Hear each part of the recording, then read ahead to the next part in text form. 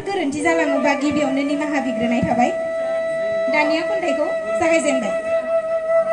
दा सोंसै नों आंखौ बेसेबां मोजां मोनो होनना, आंनि मेगननि सारायानो फोरमायो आंनि नोंखौ बेसेबां हास्थायो।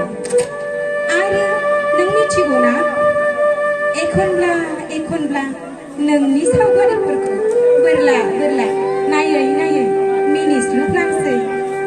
आंनि मिनिस्लुनायनि जाहोना दिनो बेखौ आंनि गुस्थिनि सारायानो नोंनो फोरमायो।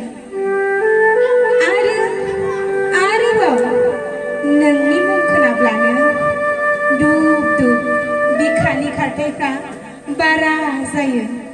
नोंनि खोथा रायज्लायब्ला अरनि खाथियाव थानाय थुख्रासे बरफआ आवलिनाय बादि गोसोआ आवलियो।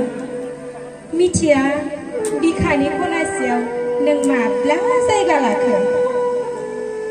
माब्लाबा गोसो थोनायनि मेथाइ खोनासंब्ला नोंखौसो गोसोखांसै।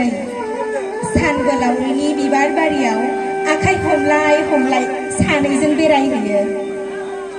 मिथिया आखाइनि रेखायाव नोंनि मुं दंना गैया।